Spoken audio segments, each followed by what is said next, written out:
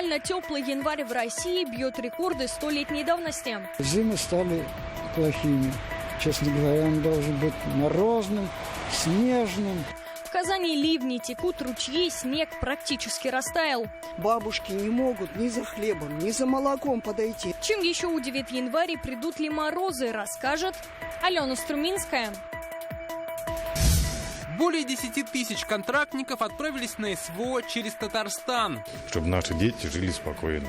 Откуда они приезжают и что им предлагают в пункте отбора? Самый вклад в нашу победу. О нюансах поступления на контрактную службу расскажет Дмитрий Аренин.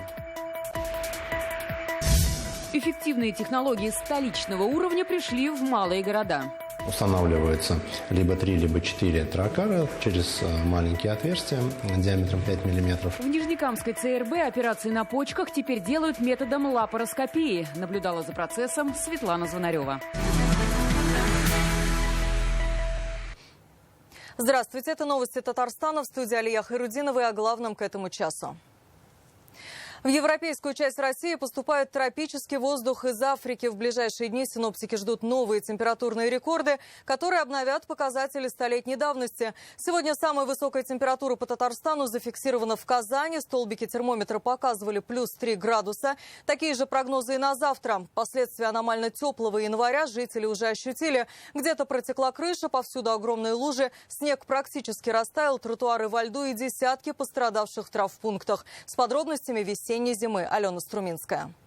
Наверное, каждый в детстве запускал кораблики. Обычно это делают в конце марта, начале апреля. Так встречают весну. Но в этом году зимние лужи ничем не уступают весенним. Поэтому традиционные кораблики можно запускать уже в январе. Сегодня воздух столицы прогрелся до плюс 3. Это выше нормы на 12 градусов. У стен Кремля тает снег и видно газон. Казань второй день подряд накрывает ливень. Дождь сегодня пошел в квартирах в некоторых домах, где кровля не выдержала. Это многоэтажка на Серова. Жители подставляют кастрюли, на полу лужи. В дверном проеме течет.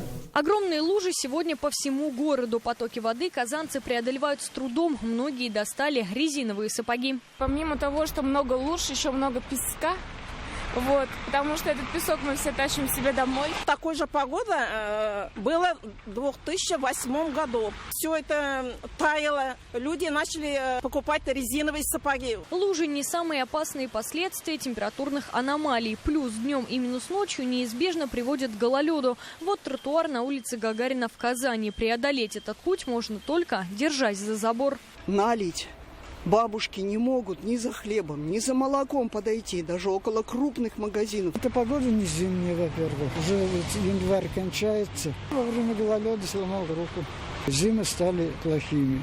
Честно говоря, он должен быть морозным, снежным. Только в травмпункт 7-й горбольницы еще до обеда обратились 10 человек. Все они получили травмы на льду. Максим Романов шел на работу, поскользнулся, упал и повредил голеностоп. Что случилось? Упал, да. Шел по тротуару, машина была припаркована. Да, обращений стало больше. В основном получают перелом пожилые люди, прежде всего женщины пожилые. Это перелом лучевой кости.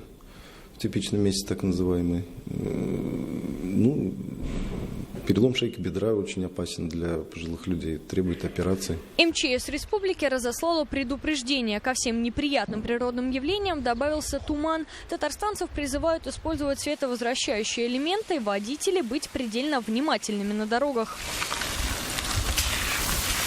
Такая весенняя погода сейчас по всей европейской части России, говорят синоптики. Поступает тропический воздух из Африки. В Московской области сегодня 3 температурных рекорда за последние 100 лет.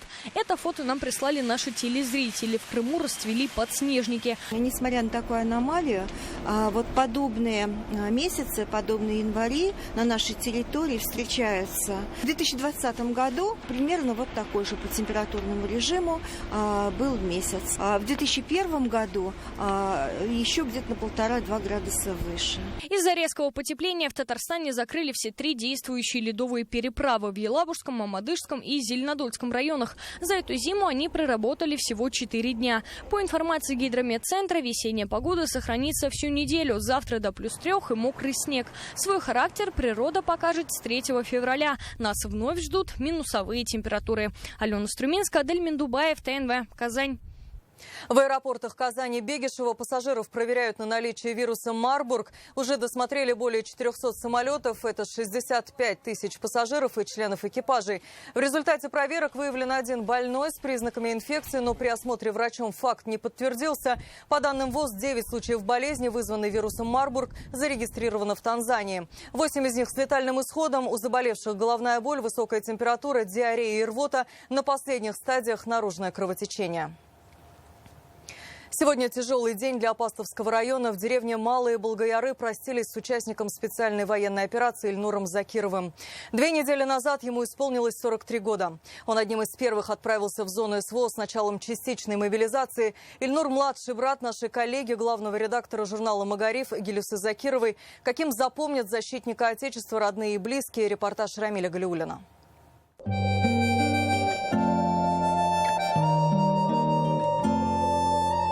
С Ильнуром Закировым прощаются по мусульманским обычаям. К дому, где он жил с родителями, пришли сотни человек. Родные, соседи, руководство района. Всем помогал и хотел всем помогать. Вот такой человек. Золотые руки были, да. Помощка приходит. Всегда приходил помощка. Хороший человек был. Ильнур – младший брат главного редактора журнала «Магариф» Гилюсы Закировой. Еще до смерти брата написала о нем повесть. Недавно был день рождения, 13 января. Как раз у нас выставка была. Мы все радовались, что и он там гордость все это было, конечно. Но, к сожалению, 21 числа я как раз закончила повесть о нем в этот же день. Я как раз дала журнал «Казан утлары», вот это литературное произведение. И в этот же день вечером как раз эта новость, конечно. Выразить соболезнования от имени Союза журналистов и Татмедиа приехали Ильшат Аминов и Шамиль Садыков. Мы просто обязаны в этот день поддержать ее, разделить ее горе и, самое главное, проводить достойно нашего героя. Потому что все, кто возвращается, все это герои. И мы, конечно, безусловно, должны о них и помнить, и помогать им близким. Он действительно герой.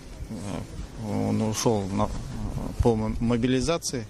Может, кто-то прятал, кто-то убегал, но он сам поехал и все это время находился там. И мы знаем, что он приезжал в отпуск здесь, и все деревни его встречали и провожали. Действительно, мы все не видим. Последний путь его провожает вся деревня. За плечами Ильнура Закирова чеченская кампания. В зону СВО апастовец отправился с началом частичной мобилизации. Погиб неделю назад. Подорвался на мине в Сватово-Кременном направлении при выполнении боевого задания. Долг стране, который отдал, часть одни из первых наших героев, который прошел в стадии мобилизации. Сегодня прощаемся на последний путь. Он родился и вырос в деревне Малые Болгояры, не успел обзавестись семьей. Для родных и знакомых он всегда был настоящей опорой и хорошим другом. Я даже не знаю, мне до сих пор не верится. Как сейчас без него жить? Ильнур был для нас и для всех настоящим другом, надежным, и остается таким же в наших сердцах. 13 января Ильнуру исполнилось 43 года. Сегодня его похоронили в родной деревне с военными почестями. Огонь! Огонь! Рамиль Галиуллин, Рамзиль Гарипов, ТНВ, Апастовский район.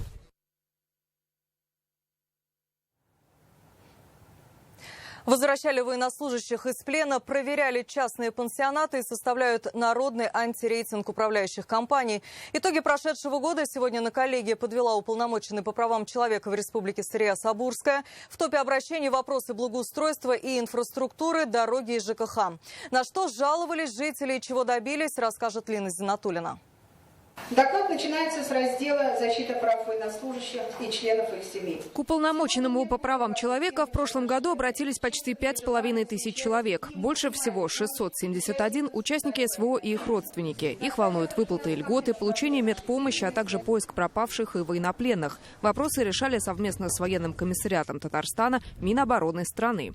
Огромным вызовом для нас стало событие, когда несколько наших солдат срочной службы в Курской области попали в плен. Я созвонилась с матерями, придавая уверенность, что они не одни, и что мы сделаем все возможное для освобождения их сыновей из плена. Благодаря президенту нашей страны и моей федеральной коллеге Татьяне Николаевне Москальковой в кратчайшие сроки парни были вызволены из плена. Из 88 тысяч жалоб, поступивших за год в министерство и ведомство, большинство адресованы в Госжилинспекцию. Эти 23 тысячи обращений в установленном законом порядке должны быть рассмотрены качественно, своевременно.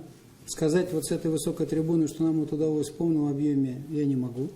Значит, у нас есть достаточно серьезное упущение, к нам есть претензии в органах прокуратуры. Вот царь Харис нас периодически критикует за неполноту рассмотрения и прочие вещи. Как рассказал Александр Тыгин, основные обращения по качеству услуг и содержанию общедомового имущества. При этом вопросов о начислении платы за ЖКХ стало меньше на 18%.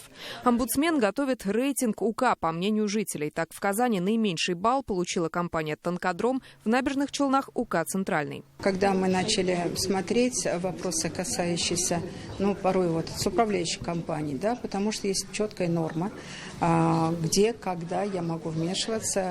Это частный бизнес. И в этом случае нам просто приходится обговаривать наши возможности посещения. Мы не говорим проверку, мы говорим посещение, знакомство.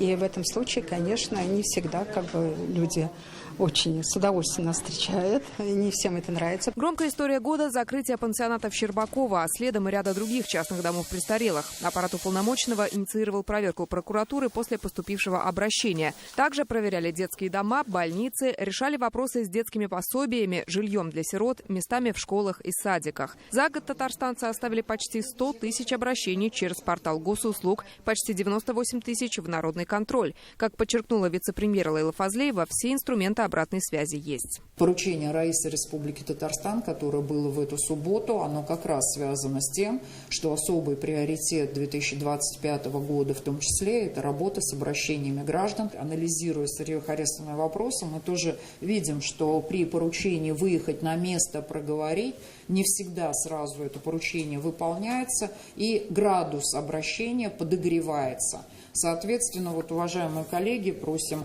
своевременно, незамедлительно и качественно отрабатывать те обращения граждан, которые поступают. Вице-премьер отметила, из 88 показателей национальных проектов 52 приходятся на социальную сферу. Среди задач на этот год – решение демографических вызовов, борьба с алкоголизацией населения, в том числе с проблемой социального сиротства, когда родители живы, но лишены прав. Лина Изнатульна, Данил Филатов, ТНВ, Казань. В Нижнекамске начали проводить высокотехнологичные лапароскопические операции на почках. Их назначают пациентам, имеющим новообразование и кисты. Для удаления делают небольшие проколы. За своими действиями хирурги наблюдают через мониторы. Таким образом, эффективные технологии столичного уровня пришли в малые города. На операционном столе пациент. У него диагноз киста почки. В Нижнекамской ЦРБ впервые используют новый метод удаления новообразования. Нашей съемочной группе удалось наблюдать за действиями хирургов прямо в операционной. А они за своими действиями через большой экран. Молодец. Раньше операции на почках проводили в Нижнекамской ЦРБ только открытым доступом. Делали разрез. Теперь методом лапароскопии. Через небольшие отверстия. Операция длится около 40 минут. Устанавливаются либо 3, либо 4 тракара через маленькие отверстия диаметром 5 мм, 5 и 10 мм. Формируется доступ, и специальными инструментами-манипуляторами на удаление все необходимые вмешательства, собственно, проводятся. Их может быть 3, этих отверстий, может быть 4. Иногда приходится и 5 ставить. То есть тут от особенностей данного конкретного пациента зависит. О внедрении и развитии в республике высокотехнологической медпомощи говорили на коллегии Минздрава. Успешный дебют в республиканском онкодиспансере, где с помощью робота пациенту удалили предстательную железу. В год научно-технологического развития 20 декабря 2024 года в Татарстане впервые проведена операция с использованием медицинского робота последнего поколения. Это новый этап высокотехнологичной медицинской помощи в республике. Раньше в Нижнекамске лапароскопическим методом удаляли желчный пузырь, аппендикс, осуществляли гинекологические вмешательства. Наши коллеги-урологи полностью осваивают все эти методики. значит, нарабатывают навыки. Все это делают под присмотром старших товарищей. Собственно, вот сегодня я выступаю в качестве обучающего. В 2024 году нижнекамские врачи провели 25 таких операций на почках. Это не только жители города, но и пациенты из Лениногорска, Бугульмы и Набережных Челнов. Светлана Звонарева, Светлана Шумкова, Рафаэль Ракипов, ТНВ, Нижнекамск. Помогать с очисткой Черного моря от мазута отправились 30 волонтеров из Татарстана. Среди них есть и студенты Казанской ветакадемии. Они будут помогать спасению птиц и животных. Здесь сейчас работают добровольцы со всей страны. Вывезли десятки тысяч тонн мазута, спасли тысячи пострадавших птиц. Специальный репортаж Диляры Юсуповой из Анапы. Поскольку море загрязнено, рыбы, дельфины тоже погибают, а птицы питаются, значит, этой рыбой, и в том числе краснокнижные, и они погибают. То есть у них, то есть мы находили очень много птиц мертвых, чистых, и они мертвые были. Вскрытие показывало, что печень просто отказала. То есть в мазуте была черная. Тонны мазута, прибившего на берега, и действительно Черное море. Рамиль – независимый волонтер из Казани. Он не состоит в волонтерских организациях, просто увидел, что требуются люди, и поехал. Это была моя инициатива еще до Нового года. Очень большое желание было приехать. В основном это за свои деньги, либо по себестоимости, скидываться на бензин и приезжать. Волонтерский штаб, склад с необходимым и постоянный мониторинг. Все решения принимаются по ситуации. На самом деле настолько здорово. Вообще приходят ребята и там люди разного возраста. И вот я оттуда, я отсюда. Ну вот это кайф от нашей большой России. Евгений родился в Набережных Челнах. Последние годы живет в Анапе. Он один из немногих, у кого есть машина, в которую мы загружаемся всей командой. В день мы обычно 1-2 точки, где птиц больше находим, печальных, так скажем. Там постараемся побольше задержаться. Вылавливать птиц задача непростая. Это тот случай, когда спасенные не желают спасаться. На самом деле нужно красться очень аккуратно, очень медленно, чтобы птицы не почувствовали опасность. Кроме того, волонтеры мне подсказали, что нужно иметь неприметную одежду, желательно темного цвета. Это уже пункт приема спасенных птиц Витязева. Здесь их лечат, отмывают от мазута и готовят к отправке в центре реабилитации. Обрабатываем нос, клюв и глаза. Даем сорбенты. Так, и дальше птичка у нас попадает на крахмал. А вот мы как раз нашли этот слой. Вот он, видите? Такой пирог идет. И вот он, как раз мы его обнаружили. Он гораздо больше слоем идет и толще. При низких температурах сейчас это море плюс 6 градусов, оно падает просто на дно. Как потеплеет, да, так... То есть в апреле, в мае плюс-минус это уже будет выброс тяжелой фракции на берег. Обязательный инвентарь, спецодежда, очки и респиратор. Правила безопасности лучше не игнорировать. У каждого был отклик. Вот какое-то что-то в сердце защемило. Здесь на самом деле собрались люди, которым не все равно. Это реально люди, есть люди, которые вообще с 16 декабря, 17 декабря здесь находятся. И люди с большими сердцами. Волонтеры призывают не проходить мимо. Зарегистрироваться можно на сайте Добро или обратиться к героям нашего репортажа лично. Они еще остаются здесь, хоть и с теплой мыслью о доме. Ну что, выпьем этот великолепный татарский чай? Что там? Что у тебя? Это мелиса, матрушка, лимон, мед. И все с Казани, все свое. Диляра Юсупова, Булат Абдульманов, Новости Татарстана. 1 000 000 рублей за переезд в село. Как будет работать программа «Земский работник культуры», читайте сегодня в интернет-газете «Реальное время». Рустам Минниханов стал лидером среди глав российских регионов по плотности международных контактов. Рейтинг составил коммуникационный холдинг «Минченко Консалтинг». Они оценили качество и частоту международных контактов глав субъектов страны за август-декабрь прошлого года. В этот период прошел и саммит БРИКС в Казани. Раис Татарстана лично встречал крупнейших мировых лидеров Си Цзиньпина, Нарендру Моди, Реджепа Эрдогана и других. В зарубежных поездках он также встретился с королями Бахрейна и Малайзии, эмиром Катара, президентами Азербайджана и Казахстана. В рейтинге Рустам Минниханов ожидаемо занял первую позицию с большим отрывом. Его показатель 96. На втором месте губернатор Санкт-Петербурга Александр Беглов с показателем 24. Следом глава Якутии Айсен Николаев, глава Башкортостана Ради Хабиров и губернатор Смоленской области Василий Анохин. Более 10 тысяч человек заключили контракт с Министерством обороны России в Татарстане. Активность желающих встать на защиту Родины не спала и в январе. Сегодня в Казанском пункте отбора на контрактную службу подвели итоги работы в 2024 году. Притоку новобранцев способствует одна из самых больших региональных выплат в стране. Недавно ее снова повысили. Теперь в Татарстане это 2 миллиона 800 тысяч рублей. Какие еще есть меры поддержки военнослужащих и с какой мотивацией они отправляются на службу, узнал Дмитрий Аринин.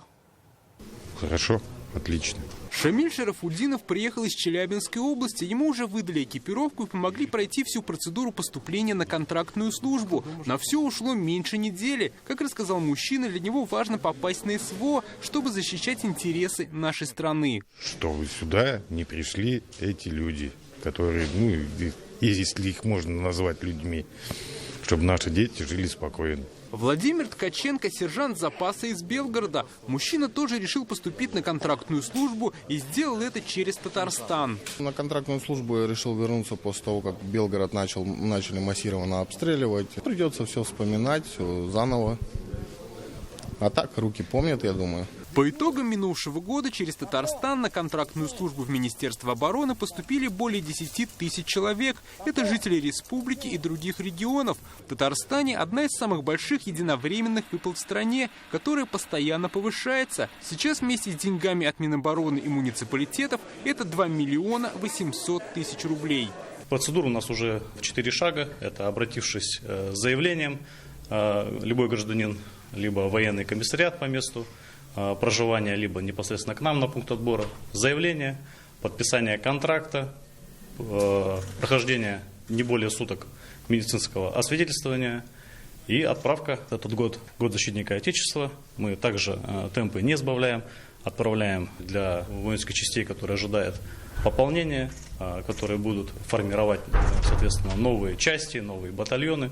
Конечно же, это весомый вклад в нашу победу. Подписать контракт могут мужчины и женщины. В зоне спецоперации зарплата военнослужащих составляет от 200 тысяч рублей. Для участников СВО действует целый ряд мер поддержки. С конца прошлого года можно и списать долги. Исполнительное производство по неисполненным кредитным обязательствам, в том числе ипотечным, должника или его супруга списываются на сумму до 10 миллионов рублей. Если кредит, то да, он просто приостанавливается, то есть замораживается. Перед отправкой в войска контрактники в Татарстане проходят курс начальной военной подготовки. Это теоретические и практические занятия на полигоне. Дмитрий Аринин, Алмаз Зейдинов, ТНВ, Казань.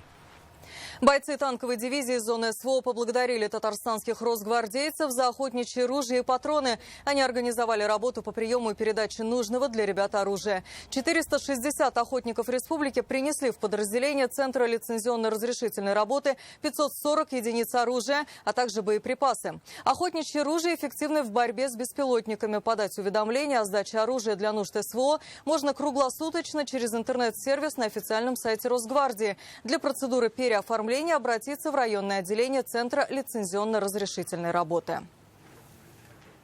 Отдельное спасибо тем, кто в тылу, отделу контроля за оборотом оружия, управления Росгвардии по РТ, по Республике Татарстан. Большое вам спасибо за поддержку.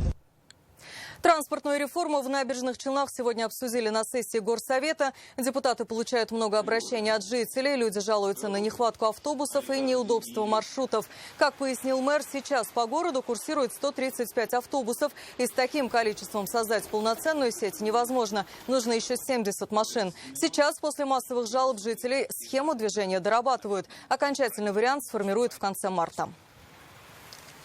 Мы сегодня пока работаем по тем маршрутам, которые есть.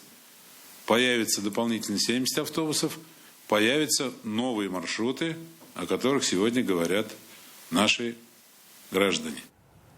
Зайцев становится больше, диких кабанов меньше, рыси все чаще мигрируют между районами. Очень редко попадаются тетерева. Как изменились популяции за прошлый год, покажет новая перепись диких животных. Она началась на этой неделе. Охотники и специалисты пройдут по звериным тропам. Метод подсчета простой, но необычный. Сначала заметают старые следы, затем регистрируют новые. В рейд с сотрудниками Республиканского комитета по биоресурсам отправилась и наша съемочная группа.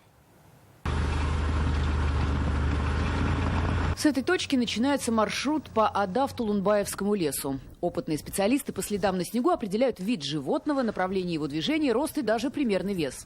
Зимний маршрутный учет, он нужен для определения численности птиц, животных, то есть всех охотничьих ресурсов, для составления определения численности охотресурсов и определения процента изъятия. То есть процент изъятия – то, что можно изъять из природы для того, чтобы ей не навредить. Всего 20 маршрутов по 10 километров. В работе специалистам помогают местные егери, а также члены общества охотников и рыболовов. При прохождении учета учетчик при себе имеет навигатор, блокнот, ручку, для того, чтобы фиксировать все следы, которые он увидел. Учету у нас подлежат все копытные. По Буинскому району это у нас лось, косуля, европейская, сибирская. В основном у нас сибирская, редко европейская сейчас встречается. Кабан.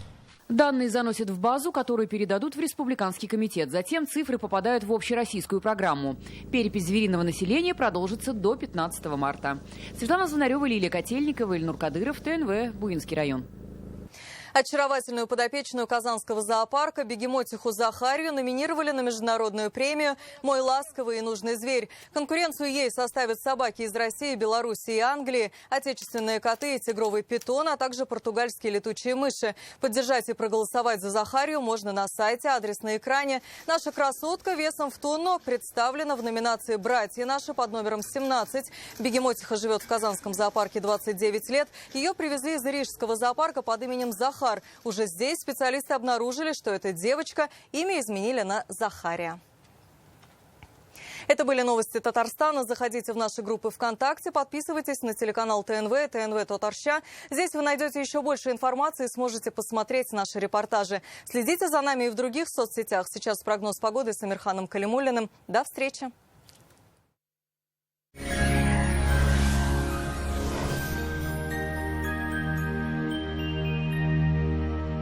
Здравствуйте! С погодой на 29 января познакомлю вас я, Амирхан Калимуллин. В предстоящие сутки республика останется под влиянием атмосферного фронта. Подробнее после полезной информации. Для поддержания здоровья, особенно в зимние месяцы, фабрика здоровых продуктов предлагает вам попробовать свои согревающие чаи, волшебные сиропы и масла, натуральную косметику. И вся эта продукция наша, родная, из Лаишева. Приобрести продукцию можно по QR-коду на экране. По данным сервиса Яндекс.Погода, в Арске, Зеленодольске и Балтасях будет облачно. Ожидается снег и мокрый снег. Температура днем 0+2, ночью 0-2. В Буинске, Кайбицах и Тетюшах облачно. Снег и снег с дождем. Температура днем 1 тепла, ночью 0 градусов. В Чистополе, Нурлате и Черемшане будет пасмурно, пройдет мокрый снег. Температура днем +1, ночью 0-1. В Набережных Челнах, Нижнекамске, Актаныше облачно. Осадки в виде небольшого снега. Температура днем 0,1 тепла, ночью 1,4 мороза. В Альметьевске, Павлах и Азнакаево пасмурно, небольшой снег. Температура днем 0+1, ночью -1, -2. В туристических городах республики тоже высокая влажность. В Суярске 1 градус тепла днем и 0 градусов ночью. Будет облачно, пройдет мокрый снег. В Болгарах облачно, дождь. Температура днем +2, ночью 0. В Елабуге пасмурно, мокрый снег. Днем +1, ночью -1 градус.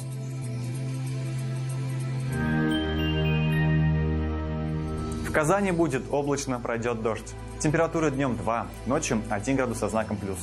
Атмосферное давление выше нормы. Оно составит 760 мм ртутного столба. Ветер южный более 1 метра в секунду. Влажность 90%. Магнитное поле Земли спокойное. Это все о погоде. Всего доброго.